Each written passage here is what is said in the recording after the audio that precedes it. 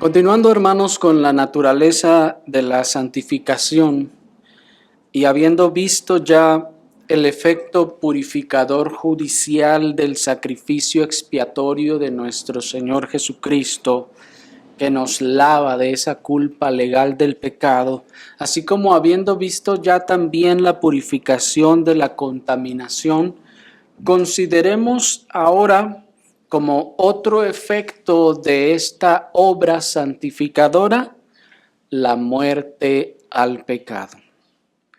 La muerte al pecado. Y vamos a considerar este tema, hermanos, a través de nuestros acostumbrados 3 encabezados. Y vamos a ver primeramente la necesidad de esta muerte. Enseguida vamos a considerar la muerte al pecado, para por último considerar su método, es decir, el método de la muerte al pecado. Pero como tenemos un camino largo, hermanos, por recorrer, vayamos rápidamente a nuestro primer encabezado, que es su necesidad. Acompáñenme en sus Biblias al Evangelio de nuestro Señor Jesucristo según Juan capítulo 8 en el versículo 34. Juan capítulo 8 en el versículo 34 nos dice la palabra del Señor. Jesús les respondió: de verdad os digo, todo aquel que hace pecado, esclavo es del pecado. Nuestro Señor Jesucristo, hermanos, expresó enfáticamente que el que vive en la práctica del pecado es esclavo del pecado, nos dice el texto. El que vive en la práctica de su pecado no es por otra cosa, sino porque es esclavo de ese pecado. No puede hacer otra cosa que vivir en la práctica de ese pecado. Esto significa que el hombre natural, entonces, el hombre no regenerado, vive en el pecado porque no puede hacer otra cosa que obedecer a su amo y Señor, que es el pecado. Este mundo, entonces, pues, no es un mundo de libertad, por más que muchos quieran hacerlo parecer. En realidad esto no es así, hermanos. El mundo es un mundo de dominio. Y por más que se hayan implementado las pseudodemocracias para supuestamente hacer pensar al hombre que es libre, al ser humano que es libre, la realidad es que todo este globo terráqueo es un mundo de dominio. O ya sea el dominio del pecado o el dominio del Señor, veremos. Pero no hay libertad en ese sentido.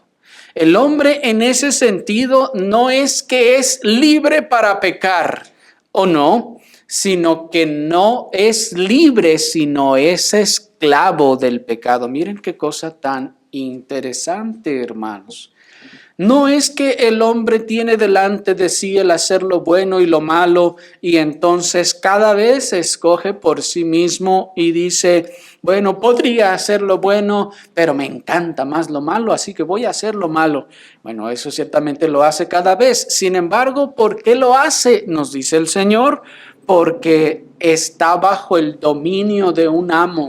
Está bajo el dominio del pecado que lo conduce una y otra vez y otra vez y otra vez al pecado. Como ya se ha dicho, al hombre natural el pecar no fue lo que lo hizo pecador, sino que el hombre natural peca porque no puede hacer otra cosa que pecar. El hombre natural, hermanos, para este hombre natural, el pecar no es lo que lo hizo o lo convirtió en pecador.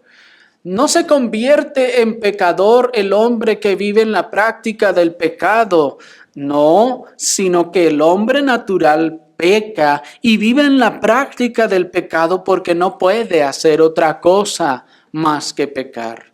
Está hundido y sumergido bajo el dominio del pecado, de modo que no puede hacer algo diferente.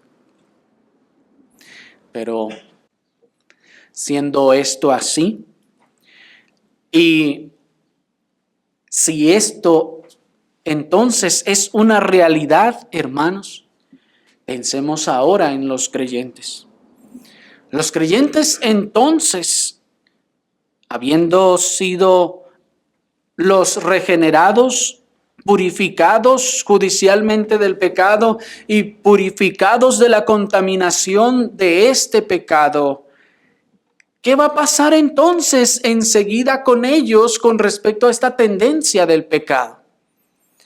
Si esta tendencia del hombre natural es siempre a pecar y pecar y pecar, ¿qué pasa con aquellos que se convierten en cristianos?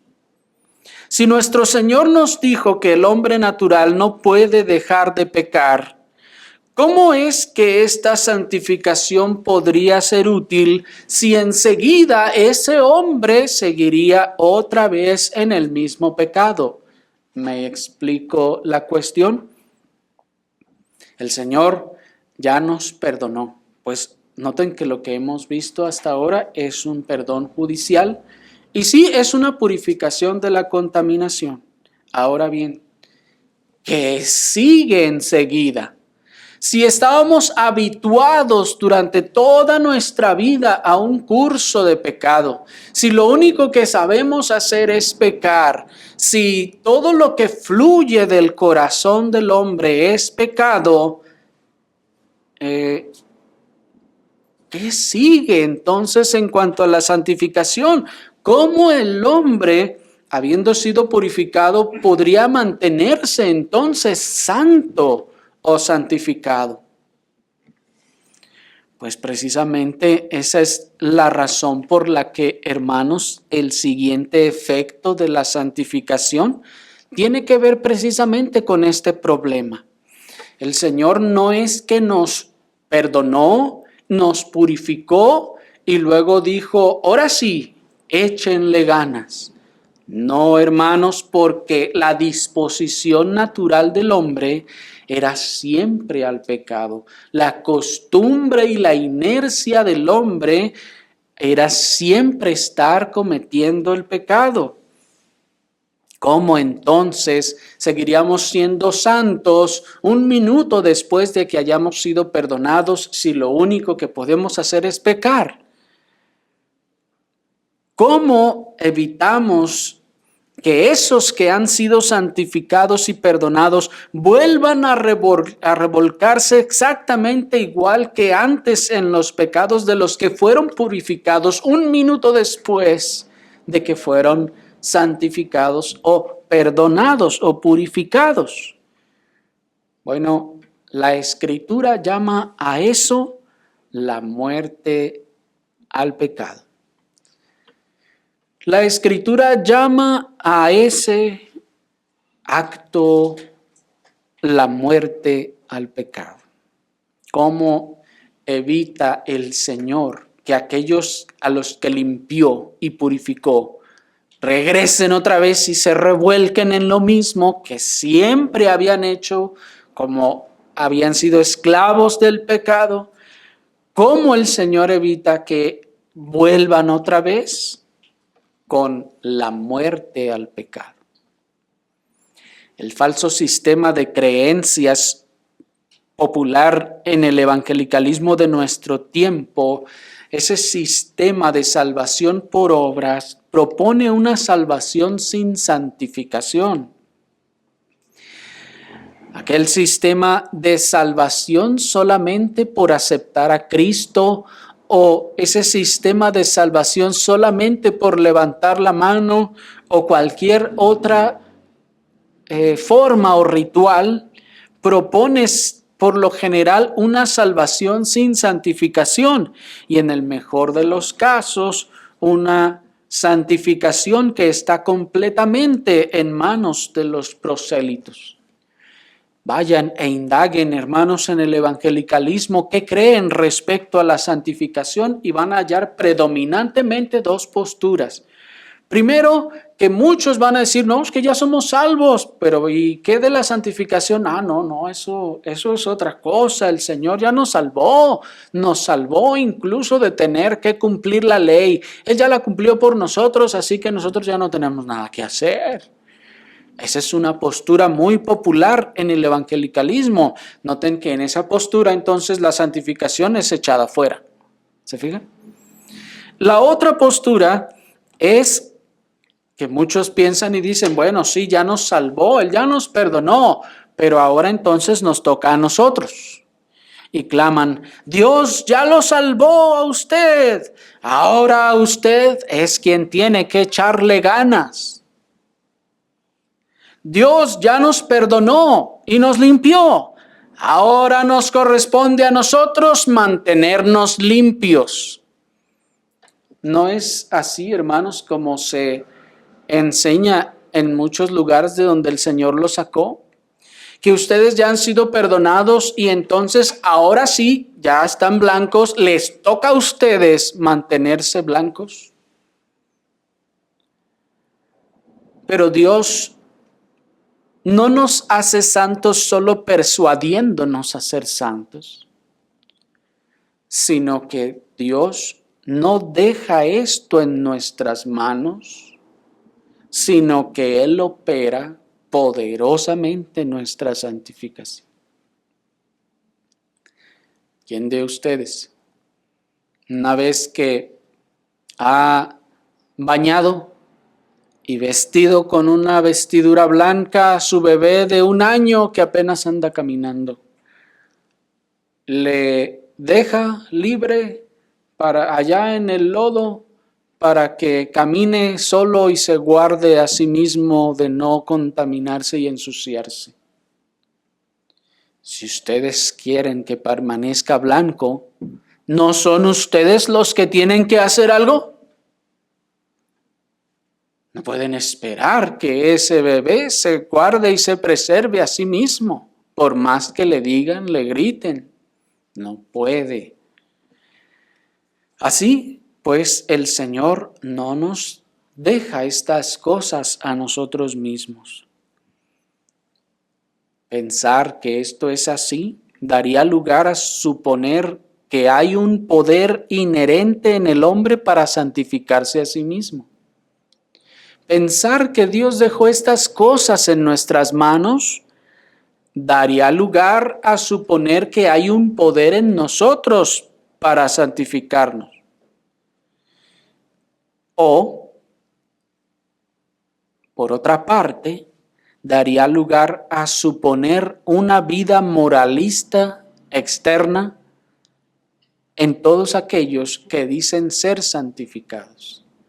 Así que, hermanos, ninguna de estas dos cosas pueden ser posibles. Porque no hay un poder en el hombre para santificarse a sí mismo y mantenerse puro, y tampoco la santificación se trata de una obra o una vida externa moralista, sino algo que es interno en el corazón. Dice en ese sentido el pastor puritano John Owen, cito: los hombres que pretenden una gracia y una santidad que consisten únicamente en la virtud moral, sin admitir ni considerar la purificación de esta contaminación del pecado, solo engañan sus propias almas y a los demás, en la medida que alguno es abandonado por Dios, al dar crédito a esas virtudes. Las virtudes de los hombres que no están purificados de la inmundicia de sus naturalezas son una abominación para el Señor, como enseña Tito 1:15. Termina la cita. De tal manera, hermanos, entonces que no, en efecto, no es una virtud moral, no es una moralidad externa lo que se espera en la santificación. Porque decir, el Señor ya te purificó, ahora tú échale ganas, es o decir que el hombre tiene poder, o decir que para el Señor santificación es nada más pórtate bien y ya. Pero esto no es así, hermanos, como dice el pastor puritano, se engañan a sí mismos los que piensan que la santificación o está en el poder del hombre o solamente se trata de una conducta moral externa buena.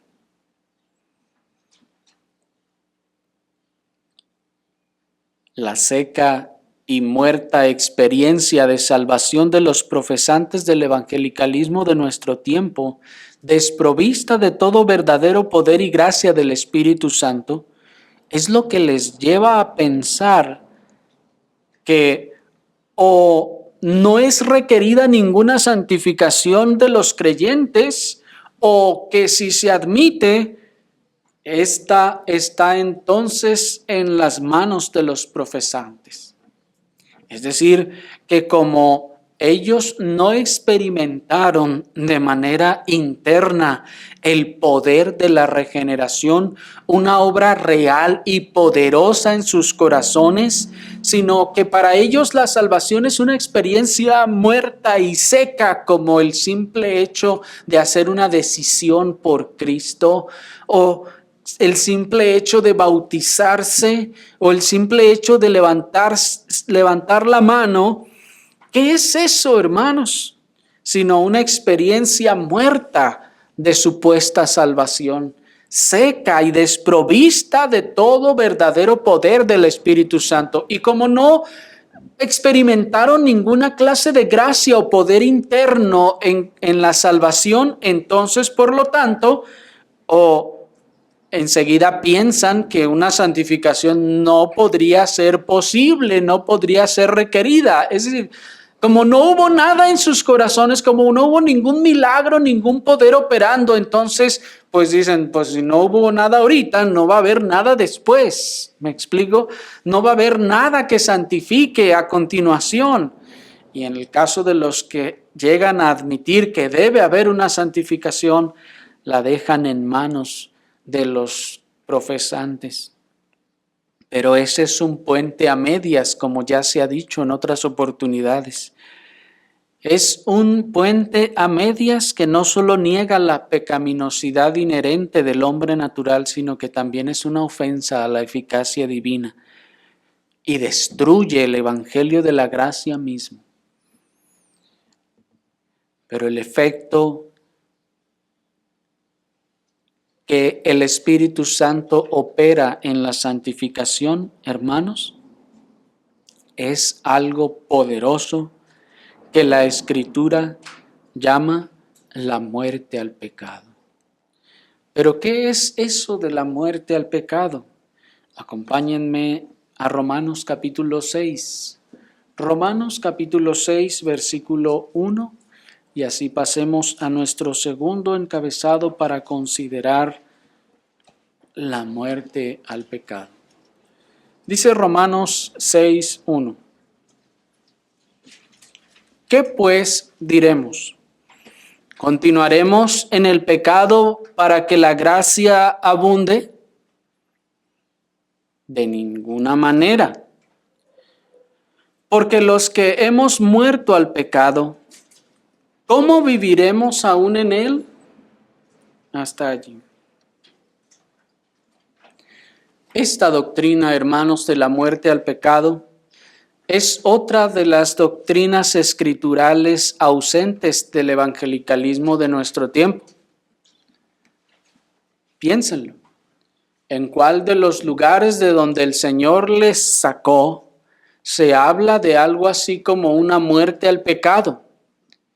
¿En dónde se habla acerca de esta muerte al pecado, sus efectos y la forma en la que opera en los creyentes?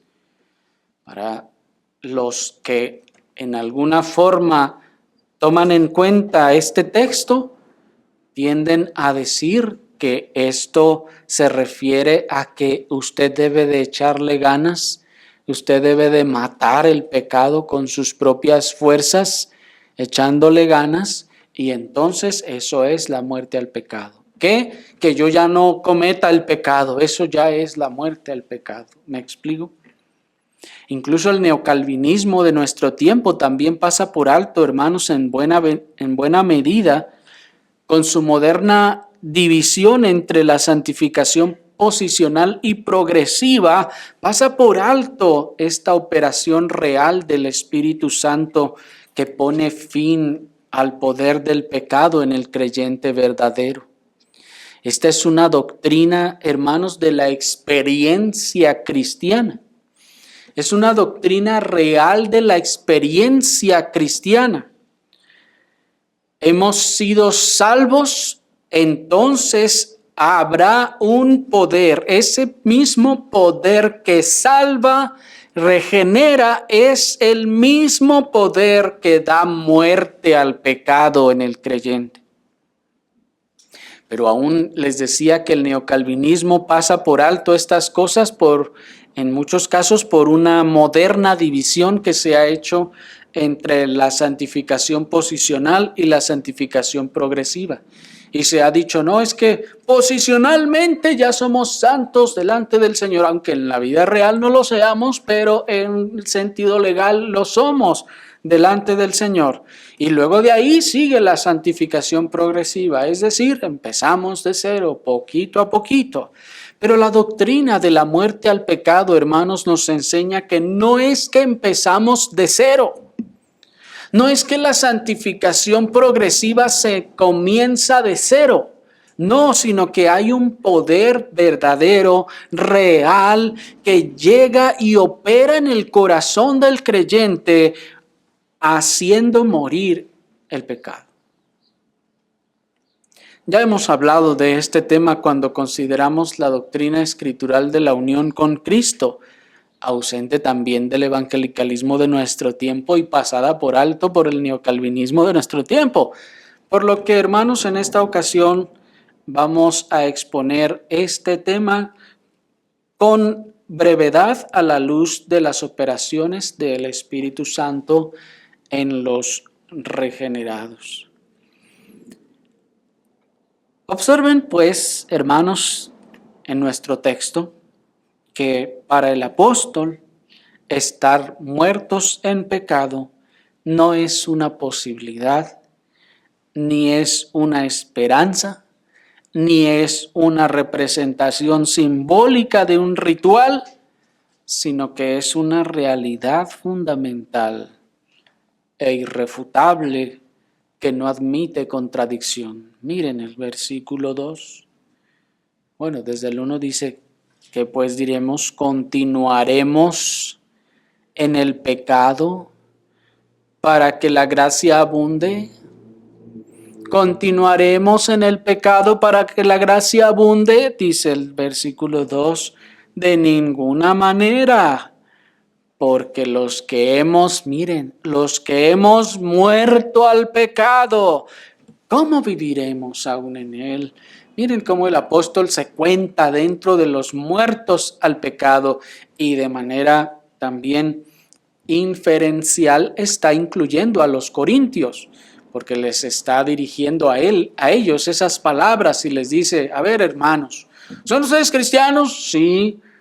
Bueno, si ustedes son cristianos junto conmigo, ¿cómo entonces vamos a seguir en el pecado? Porque los que hemos muerto, dice el apóstol, o sea, ustedes y yo, los que somos cristianos, hemos muerto al pecado, dice. Y noten que el apóstol no dice, hermanos, miren, déjenme les digo que el Señor espera de nosotros, ahora que somos cristianos, que muramos al pecado. No dice así.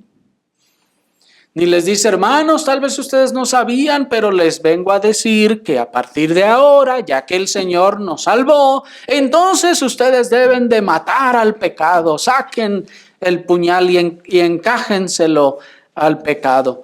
No dice así.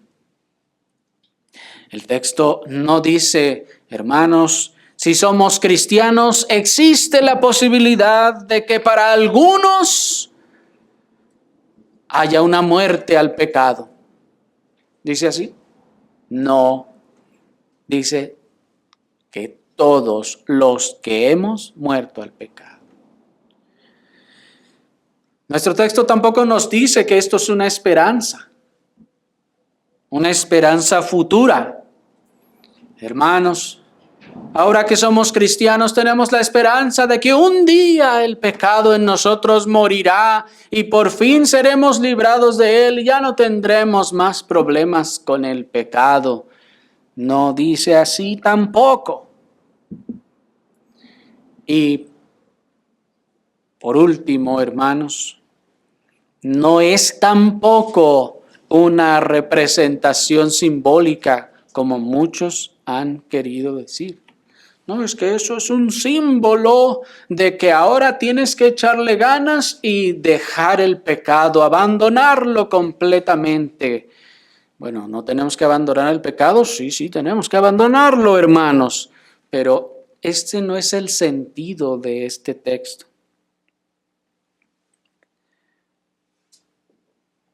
Noten la realidad. Hemos muerto, dice el apóstol. Hemos muerto al pecado. No es, repito, algo que se va a dar en unos creyentes sí, en otros no. No es algo que en algunos se da en un momento y otros en otro momento más adelante. Espere su turno a ver cuándo le llega esta muerte. No, hermanos, sino como vamos a ver, cuando la regeneración ha ocurrido, ocurre también la muerte al pecado. Estas dos obras del Espíritu Santo son obras que van juntas, no pueden separarse la una de la otra. Nuestro texto dice que esta muerte al pecado es de hecho una realidad presente, noten en el apóstol, y no una meta futura. El apóstol dice, hemos muerto. ¿Se fijan? No dice moriremos. Esperamos morir. No, es una realidad presente. Dice, yo ya estoy muerto, ¿ustedes? No dice, yo que soy apóstol, entonces pues yo ya estoy muerto. A ustedes les falta tantito, pero ahí van, échenle ganas. No, hermanos, no dice así. Sino es una realidad presente. Esta muerte al pecado es, de hecho, pues, una realidad presente para el apóstol y no una expectativa futura. De hecho, noten que la afirmación se expresa en pasado. Es decir, que hemos muerto al pecado. Y es así entonces para todos aquellos que han sido salvos. Dice el pastor puritano Thomas Boston, cito, no es un asunto de esperanza incierta, sino conocido por la verdad. No podría conocerse por los sentidos. Ningún ojo corporal podría discernir a nuestro viejo hombre en la cruz con Cristo, ni tampoco por deducción racional a partir de principios naturales, pues todo el misterio de Cristo es sobrenatural, miren. Por lo tanto, es conocido por la fe sobre el testimonio divino. Es una conclusión de fe que debe ser establecida para vigorizarnos en nuestros esfuerzos en pos de la santidad de vida y para ser firmemente sostenida y aferrada en todas nuestras luchas con el viejo hombre siempre que deseemos triunfar contra él, termina la cita. Noten que este pastor puritano nos está diciendo, hermanos, que esta muerte al pecado no se trata pues de una esperanza incierta como hemos venido diciendo, sino que es una realidad. Y es una realidad, hermanos, que es solo conocida por aquellos que la experimentan. De hecho, esta es la razón, hermanos, por la que aquellos que no la experimentan inventarán cualquier otra definición de esta verdad sobrenatural y espiritual operativa en el interior del creyente. ¿Me explico? Es decir, que dado que ellos no ven que haya ocurrido nada en su interior y no pueden discernir nada porque el hombre, la mente natural no discierne, recuerden, las cosas que son del espíritu.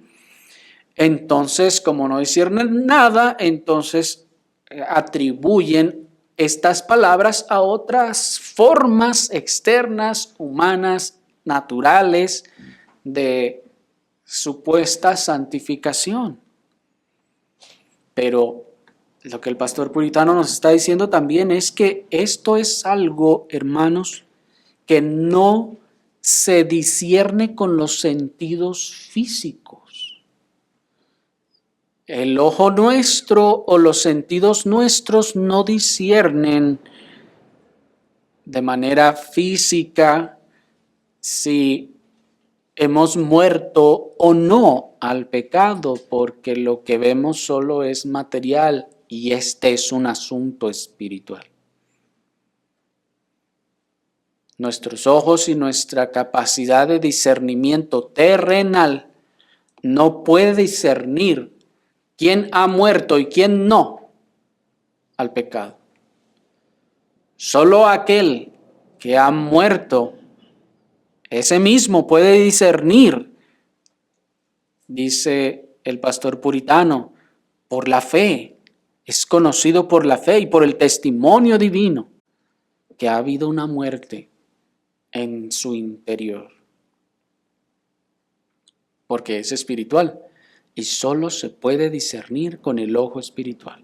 Y repito que esta es la razón por la que entonces el que no puede verla dice, pues, no veo nada en mí, pues entonces esto debe ser hasta allá cuando lleguemos a la eternidad. Ahí sí seremos completamente santificados. Yo ahorita yo no veo nada en mí. Yo me veo igual que como estaba antes. Entonces esto debe ser allá de aquel lado. ¿Me explico? Dado que el evangelicalismo, hermanos, y gran parte del neocalvinismo no ven estas cosas en su interior, entonces no queda más que asignarlas a otro tiempo o a otra situación. Pero esta es una fresca realidad para todos los que, no de profesión externa solamente, sino internamente han experimentado el poder de las operaciones del Espíritu Santo, aplastando y demoliendo el cuerpo de pecado que los tenía esclavizados bajo sus órdenes. Esta es una fresca realidad, tangible a los ojos del Espíritu, a las nociones del Espíritu nuevo, ese Espíritu que fue nacido a la vida espiritual, como ya veíamos que dijo el Señor, lo que es nacido del Espíritu. Espíritu es. Ese espíritu que es nacido es el que puede discernir estas cosas. El otro, como no tiene ese espíritu que ha nacido del espíritu, no puede entonces experimentar este poder de las operaciones del Espíritu Santo, cuyo acto y efecto es aplastar y demoler el cuerpo de pecado que nos tenía esclavizados bajo sus órdenes. Esta poderosa operación del Espíritu Santo asegura la santificación de los creyentes. Miren eso, hermanos. Esta poderosa operación del Espíritu Santo, la muerte al pecado, es lo que asegura la santificación de los creyentes. Porque así como el secamiento del manantial hace que se sequen los arroyos, así, el asesinato del pecado en nosotros seca los ríos de la codicia, los ríos de la inmundicia y la concupiscencia que fluían del cuerpo de pecado en nosotros. Ya hemos dicho en otras oportunidades que en este sentido entonces la obediencia a la palabra de Dios es como un río que fluye naturalmente, puesto que en los lugares de donde el Señor nos sacó se decía, obedezca, pero es que no me gusta, no quiero, pues hágalo porque ya es cristiano. No, hermanos, eso es querer ponerle una represa al río que va fluyendo con todo el caudal. Y allí está poniéndole represas a ese río de maldad, de concupiscencia, de pecado, que desea, que lo quiere hacer, pero que pues, es que no puede, no debe hacerlo. Y dice, pues ni modo, le voy a poner entonces un límite a mi maldad, a esto que me gusta, o etcétera, ¿me explico? No, eso no es así. El creyente no obedece en ese espíritu, en esa forma, sino que la muerte al pecado pues seca el manantial que hacía fluir todos esos ríos. ¿Me explico? No se trata de taparle los agujeros para que no siga fluyendo, no, es secar el manantial.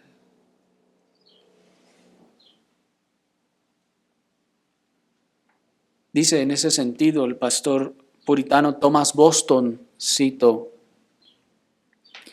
así como Jesucristo fue crucificado y entregó el Espíritu, así también el Espíritu de Cristo, a semejanza de esto, quita la vida y el poder del pecado.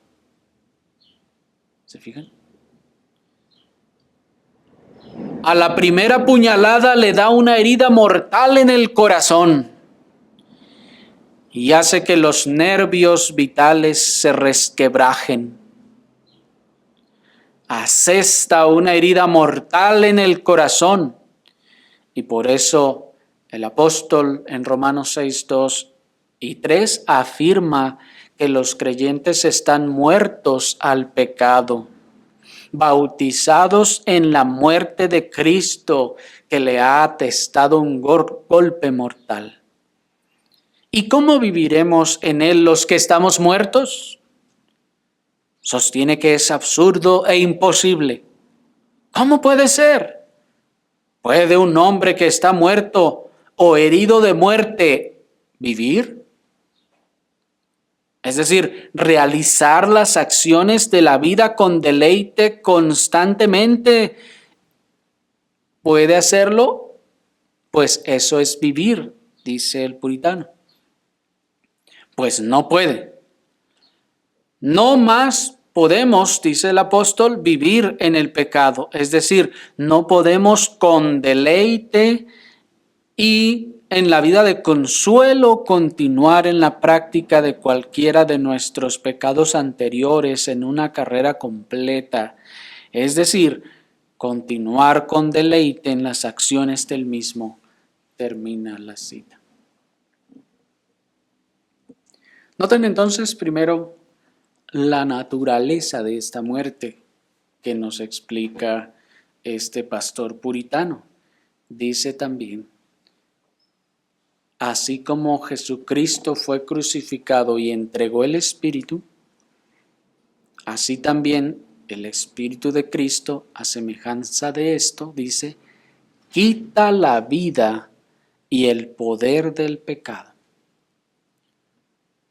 A la primera puñalada, dice, le da una herida mortal en el corazón y hace que los nervios vitales se resquebrajen y atesta una herida mortal en el corazón.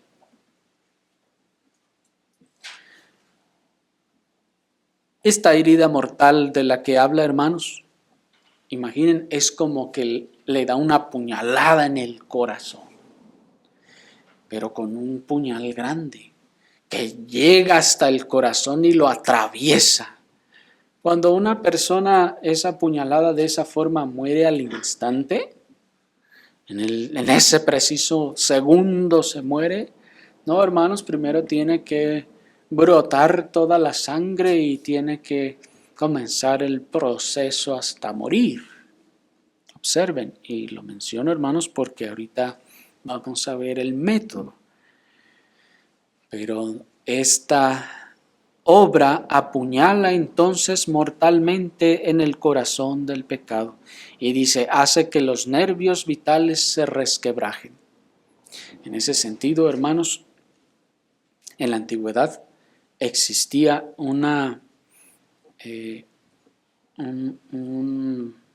daño, un castigo que se hacía, por ejemplo, a muchos enemigos, que era, por ejemplo, cortar los tendones que están acá atrás de los tobillos que tenemos atrás de los pies.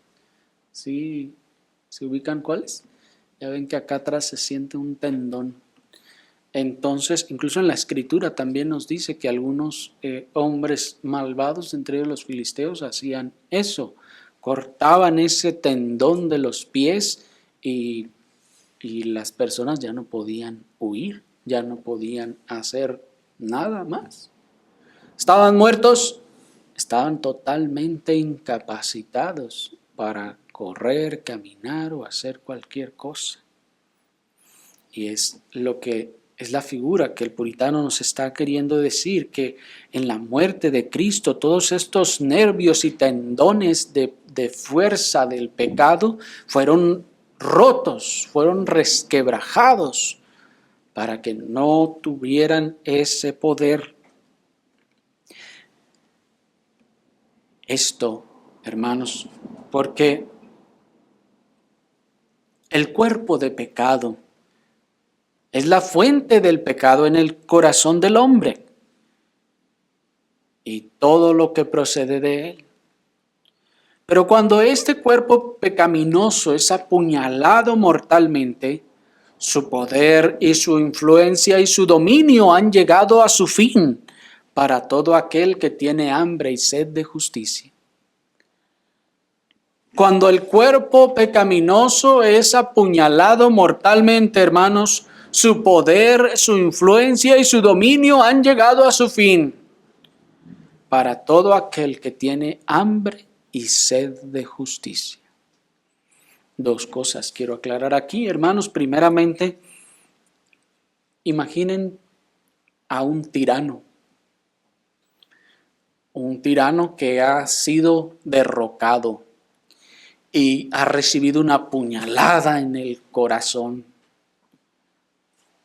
Pregunta, ¿ese tirano que gobierna con tiranía va a seguir, de hecho, mientras esté cayendo, tirado ahí en el piso, agonizando, va a seguir mandando? Y le va a seguir diciendo, ve y haz esto. Bueno, ya no con la misma fuerza, porque ¿quién va a poder gritar con una puñalada en el corazón? Pero con lo que le quede de fuerza va a seguir diciendo, hazlo, ve y hazlo.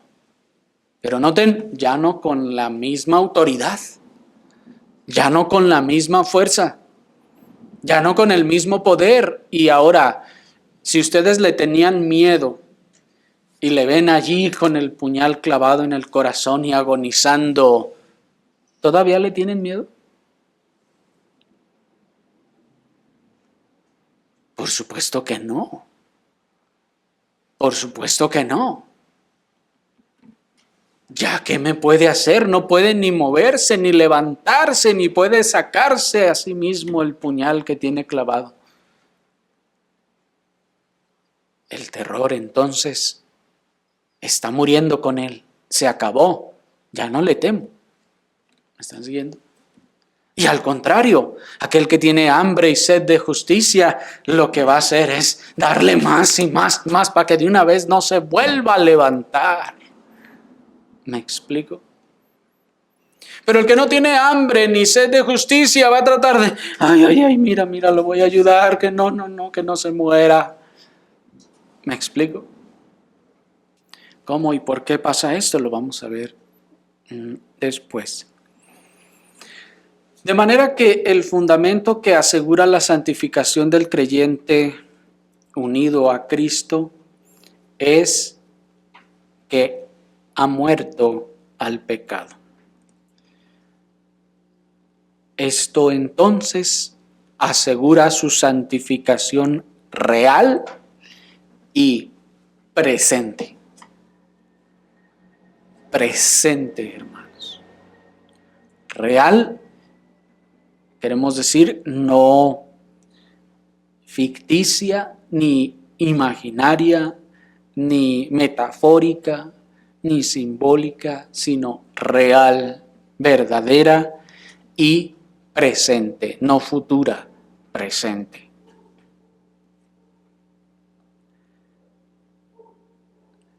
Y todo esto ocurre, hermanos, por la unión con Cristo, en su muerte. Ya lo explicamos cuando vimos sobre la muerte del pecado, así que no lo vamos a explicar otra vez.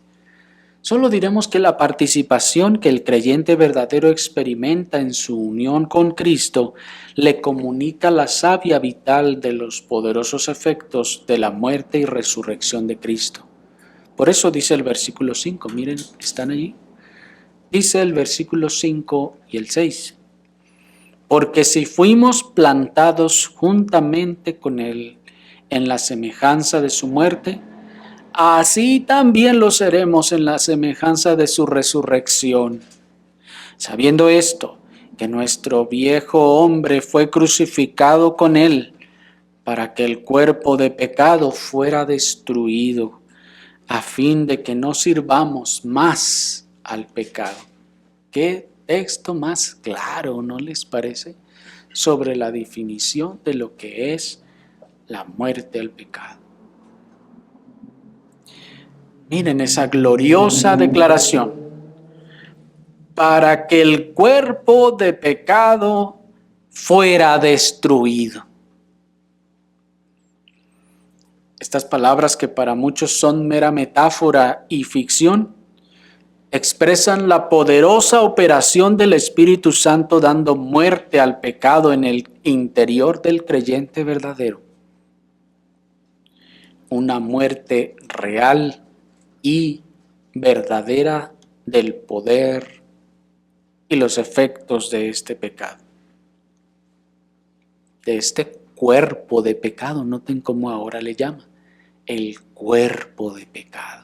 La fuente de donde procede todo el pecado. Aquel cuya corrupción pecaminosa de su naturaleza está muerta por el poder de la muerte de Cristo comunicada por el Espíritu Santo, ha cesado de pecar. Es decir, el curso y la práctica deleitosa de cualquier pecado conocido ha cesado. Dice en ese sentido el pastor puritano Thomas Goodwin, cito: ¿cómo pueden entonces los que viven en las concupiscencias de los gentiles, como se les denomina allí, en desenfreno, fornicaciones, borracheras, inmundicias y excesos similares del desenfreno, cómo pueden ser llamados cristianos? Dice: ninguno tendrá el beneficio de su muerte para el perdón de los pecados que no tenga una semejanza con Él en la muerte de Él en sí mismo. Por tanto, si estamos muertos con Cristo, ¿cómo vamos a continuar en el pecado? Cuando un ladrón es ahorcado, ¿no abandona la práctica de su latrocinio? Termina la cita. Miren, hermanos, que nuestros ancestros en la fe también hacían lo mismo que nosotros. Denunciar a todo el que se dice cristiano, pero vive en el desenfreno de las concupiscencias. Dice, ¿cómo pueden ser llamados cristianos esos?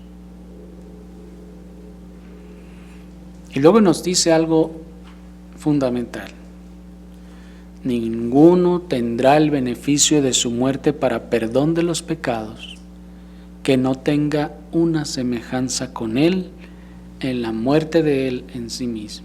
Es decir, no se puede tener el beneficio de la muerte de Cristo para perdón y no tener el beneficio de la muerte de Cristo para muerte del pecado. Porque la muerte de Cristo tendrá estos dos efectos en el creyente sí o sí.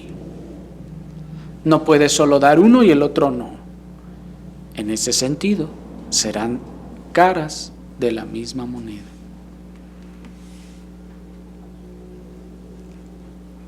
De manera entonces que todo el que tuvo el beneficio perdonador de la muerte de Cristo, tendrá el beneficio santificador de la muerte al pecado. Ahora bien, dirá alguno, pero si esto entonces es así, entonces ¿cómo y por qué seguimos pecando? Porque ustedes son santos y nunca vuelven a pecar.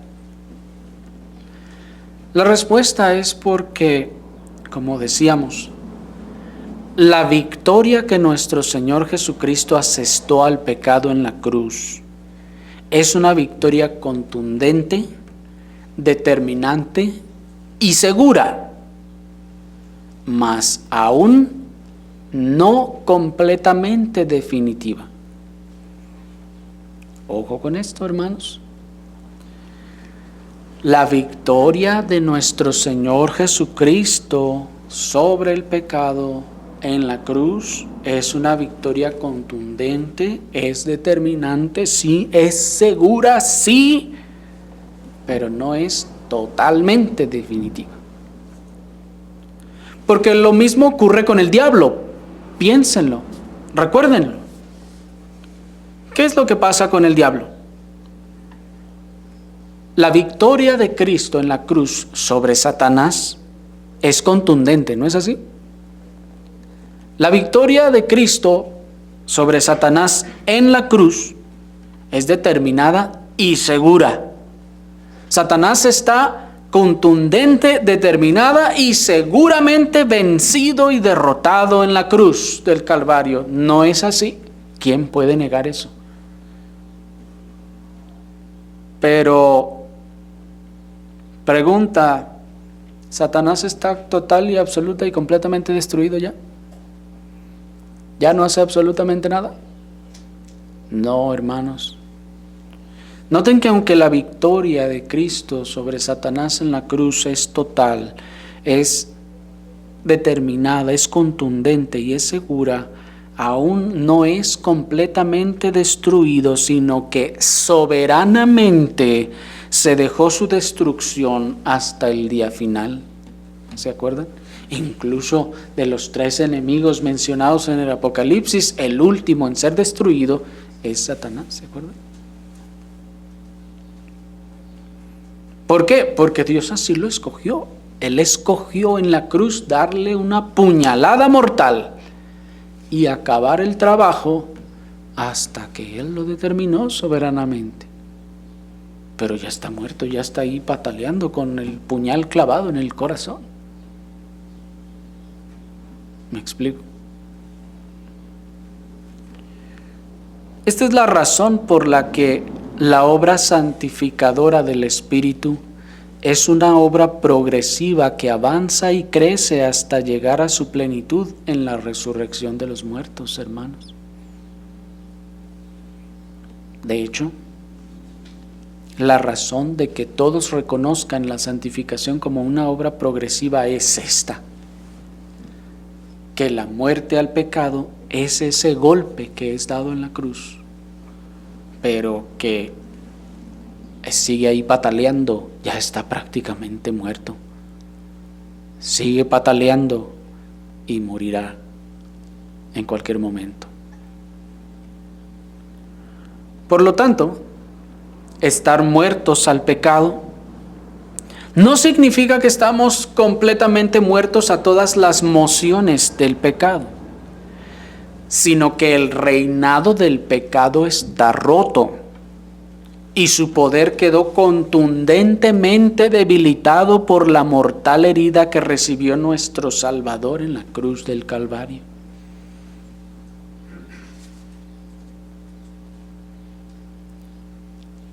No significa que ya no hay mociones de pecado en el creyente. porque el tirano que está ahí con el puñal en el corazón todavía seguirá hablando y mandando y procurando hacer todo el daño que pueda en los minutos que le queden de vida. Pero al tener el puñal clavado en el corazón, su poder quedó contundentemente debilitado. ¿Se fijan? Su autoridad y su control quedaron totalmente, contundentemente debilitados, derrocados, destruidos. Nuestro Señor Jesucristo en la cruz ha quitado el poder condenatorio y reinante del pecado, concediendo el perdón de él y el poder sobre él.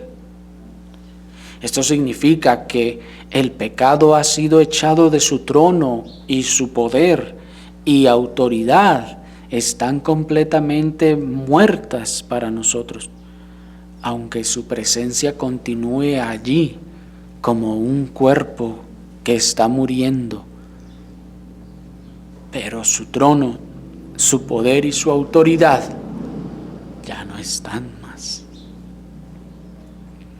Por eso dice el versículo 12, miren allí. No reine pues el pecado en vuestro cuerpo mortal, para que le obedezcáis, ¿se fijan? En sus concupiscencias. No reine pues el pecado en vuestro cuerpo mortal, para que le obedezcáis en sus concupiscencias. ¿Cuáles son las concupiscencias? Ese cuerpo de pecado que fue apuñalado. Ya no reina más. Y dice, ya está ahí tirado, ¿por qué le siguen haciendo caso? No dejen que siga teniendo ese dominio.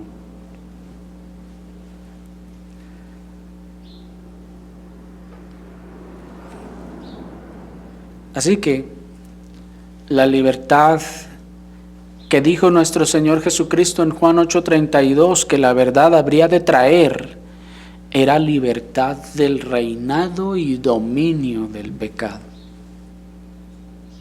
Y noten cómo en estas palabras que el Señor expresó de esa libertad está enunciada la santificación por el Espíritu Santo que ocurre en el día de la salvación de los creyentes. Son libres. ¿De qué? Del pecado. Los que son salvos son libres. ¿Libres de qué? Del pecado. Del poder y del dominio del pecado. Y es por esto, hermanos, que al pecado, la muerte al pecado, también es representada como una crucifixión. Esta es la razón por la que la muerte al pecado también es representada como una crucifixión, porque ese es su método. ¿Cómo lo mata? Crucificándolo. Pasemos entonces a nuestro tercer y último encabezado para ver su método. ¿Cómo muere entonces el pecado? Crucificándolo. Dice el versículo 6, allí mismo en Romanos 6, están allí. Sabiendo esto, que nuestro viejo hombre fue crucificado con él, para que el cuerpo de pecado fuera destruido, a fin de que no sirvamos más al pecado. No tenemos tiempo, hermanos, para explicar sobre el viejo hombre y el nuevo hombre. Espero lo podamos hacer más adelante en estos efectos de la santificación. Pero aquí nuestro viejo hombre es ese que está viciado o ese que está contaminado, es esa fuente de pecado de la que proviene todo el pecado en el ser del hombre. Pero lo que el texto nos está diciendo es que todo aquel que ha sido salvo tiene este viejo hombre, este cuerpo de pecado crucificado con Cristo. Así que todo cristiano verdadero está real y tangiblemente muerto al pecado. El pecado en él recibió una herida mortal que le arrebató su poder, su soberanía y su dominio sobre él, aunque esta muerte es una muerte lenta, así como la muerte de Cristo en la cruz. Miren, hermanos, qué cosa tan hermosa e impresionante. La muerte por crucifixión era el peor castigo, hermanos, en aquellos tiempos. Y la razón era porque la muerte por crucifixión era la más lenta de todas. Era el morir más lento y doloroso de todos. Por eso se reservaba para los peores de los criminales. Y nuestro Señor, así igualmente, murió una muerte lenta en la cruz. Y si el texto nos dice que es crucificado con Cristo, nosotros no acabamos primero que Cristo, sino junto con Él fuimos crucificados y junto con Él moriremos total y completamente. Por lo tanto, entonces, la muerte en la cruz es una muerte lenta, pero es segura. Es segura, hermanos. Cuando la Escritura declara entonces que el creyente verdadero está muerto al pecado, nos está afirmando que el creyente verdaderamente regenerado está en un estado de muerte al pecado. El estado de crucifixión entonces es un estado de muerte, lenta pero segura.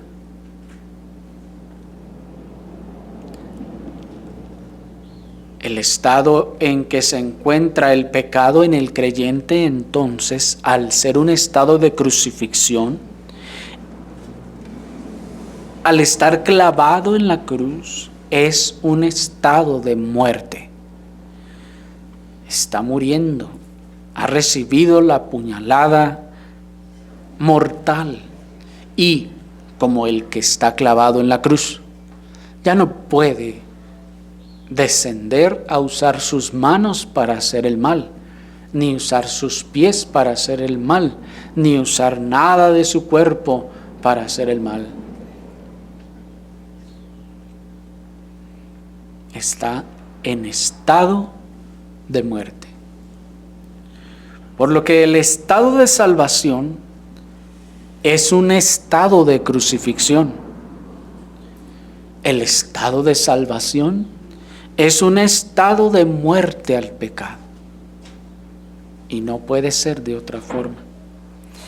Y esa es una de las razones principales por las que los cristianos son llamados cristianos. ¿Por qué? Porque están crucificados con Él. ¿Por qué los cristianos se llaman cristianos? Porque se parecen a Cristo. Sí, son transformados a la imagen de Cristo, pero hermanos, también porque son crucificados allí con Cristo, así como esos hombres que estaban a su derecha y a su izquierda en la cruz. Todos los cristianos están a su derecha y a su izquierda clavados con Él en la cruz. Por eso son cristianos. No metafórica, no simbólica, ni imaginativamente, sino real, verdadera y tangiblemente en el aspecto espiritual. Sí, hermanos, esto no se trata de una metáfora. ni de un símbolo, ni de una imaginación, una comparación. No, hermanos, el creyente está verdadera, real, tangiblemente crucificado con Cristo. Y eso es una realidad verdadera. Ay, pero yo no veo la cruz. Es espiritual. Es una realidad espiritual. Por eso no puede ser percibida por los ojos de la carne, por los que no pueden percibir estas cosas, sino que es espiritual.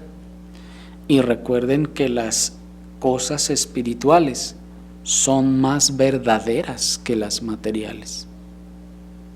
¿Se acuerdan? Ya veíamos que las cosas espirituales son más verdaderas que las materiales.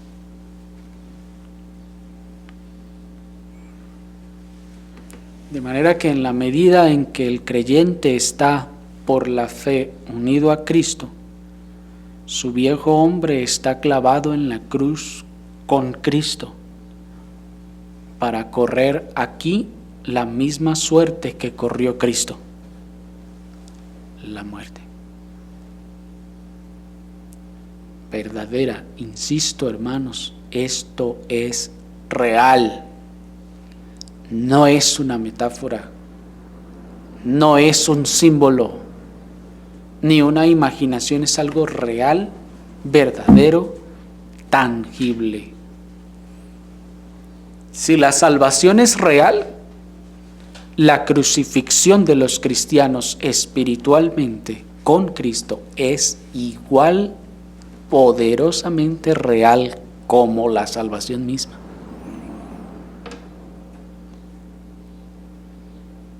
Si la salvación no consiste entonces en una aceptación de Cristo, en un levantar la mano, en un sumergirse en el agua y así, sino que consiste en un efecto poderoso, real en el corazón del hombre que transforma, también, hermanos, la crucifixión del viejo hombre con Cristo es igualmente real y verdadero. No es una expectativa, no es una aspiración, es una realidad total y contundente, pero espiritual.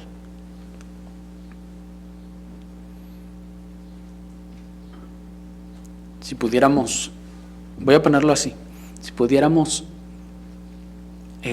descarnarnos, salir de la carne y mirar el aspecto espiritual solamente, nos encontraríamos a todos los creyentes verdaderos clavados en cruces, en su viejo hombre, juntamente con Cristo.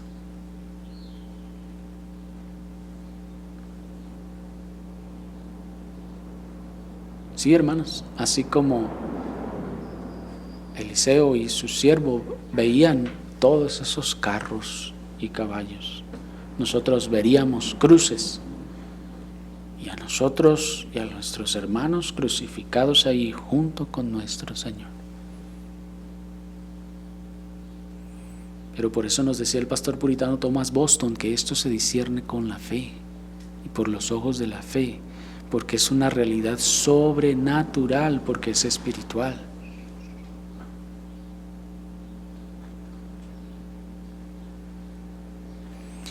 Dice el pastor puritano Thomas Goodwin, escuchen hermanos porque es una cita larga: como Cristo, después de ser condenado, fue llevado a la cruz y allí ejecutado, crucificado, así también el Espíritu de Dios en los verdaderos cristianos viene con el poder de Cristo, despoja sus concupiscencias a la cruz de Cristo. Se dice que sufrimos en la carne como Cristo. Y el apóstol Pablo en Romanos 6:6 usa la misma palabra de crucificar para expresar lo uno y lo otro, tanto de Cristo como nuestro. Como el cuerpo de Cristo al crucificar fue en cada miembro y parte sometido a dolor que en ninguna muerte escasea, sino que se desprende de ella, ni una vena, ni un tendón faltó, sino que fue estirado. Así también cada miembro del cuerpo de pecado es crucificado, alcanzado a toda concupiscencia grande o pequeña. Todos ahora se estiran por él. Oh hermanos míos, ¿quién conoce las penas de separarse de las concupiscencias, sino aquellos que lo han hecho y en verdad? Y aunque algunos tienen corazones más fuertes que otros para soportar más dolor, sin embargo, siendo cada concupiscencia como las cuerdas del corazón del hombre, tan querida como su vida, y por tanto el separarse de estas, el crucificarlas, debe ser necesariamente como el romper las cuerdas del corazón y hacer que los tendones vitales se quiebren. Examinaos a vosotros mismos. ¿Cuántos de vosotros no habéis separado nunca en serio? No os habéis separado nunca en serio de una sola concupiscencia, y mucho menos de todas. Termina la cita. Miren, hermanos, lo que este pastor y teólogo puritano Thomas Goodwin nos está diciendo acerca de cómo las concupiscencias, ese viejo hombre está clavado allí con Cristo. Y dice, cada concupiscencia es estirada como los brazos y los pies de Cristo fueron en la cruz. Así las grandes como las pequeñas, todas están allí.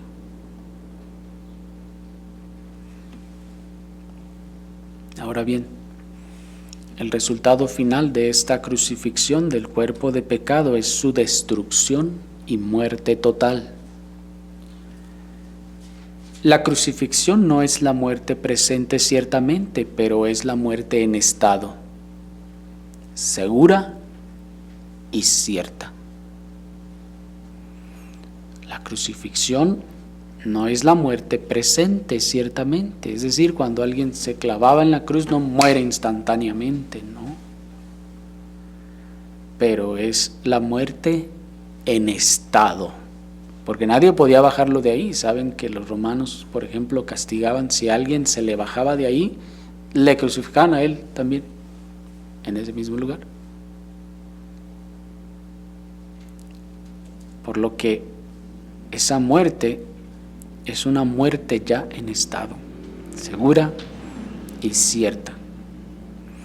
Y mírenlo, hermanos, se comprueba con que los judíos se contentaron cuando Pilato les dio su palabra de que crucificaría al Señor. Porque ahora ellos estaban seguros de que ya se habían deshecho de nuestro Señor Jesucristo. Mientras no se había dado la sentencia de crucifixión, ellos todavía presionaban a Pilato, crucifícale, crucifícale. Pero hasta que Pilato dio la sentencia, entonces, hermanos, o las autoridades dieron esa sentencia, entonces ellos estuvieron seguros, ya nos deshicimos de él. ¿Por qué? Porque nadie puede sobrevivir a la crucifixión.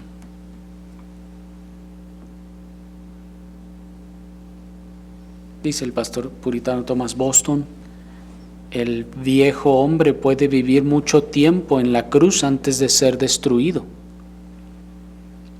pero entonces sus manos y sus pies no pueden servirle como antes. Hay clavos atravesándolos. Puede moverlos ciertamente, pero entonces es con dolor y dificultad. Así fue con Cristo. Se vio obligado a encomendar a su madre al cuidado de su amado discípulo Juan, pues sus propias manos y pies no estaban en libertad de actuar e ir por ella como antes. Termina la cita.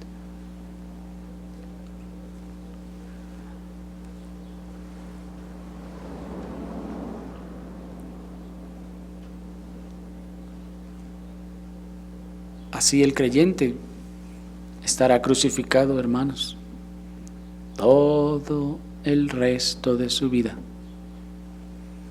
Y sus concupiscencias y su viejo hombre no solo ya no tendrán el poder para seguir actuando, sino que irán debilitándose cada vez más, siendo llevadas hasta la completa muerte. Observen pues el poder santificador de la naturaleza de la santificación en la muerte al pecado. Y termino, hermanos, con una cita del pastor puritano Thomas Goodwin, que nos hace un llamado. Cito: hermanos míos, examinémonos todos por este medio. Todos vinimos al mundo pecadores y con concupiscencias tan vivas como nosotros mismos.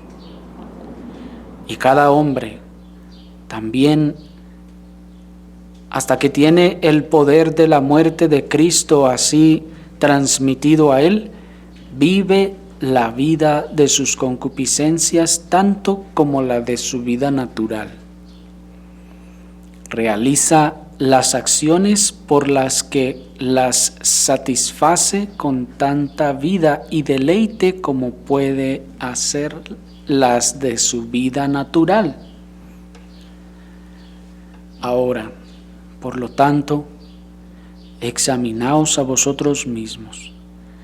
Si habéis sentido que alguna vez se ha realizado en vosotros una obra completa o no, por la cual este poder y vida del pecado fue muerto, y vuestros pecados tuvieron y tienen una herida mortal dada, que irá con ellos a sus tumbas, y de la cual nunca podrán recuperarse desde entonces.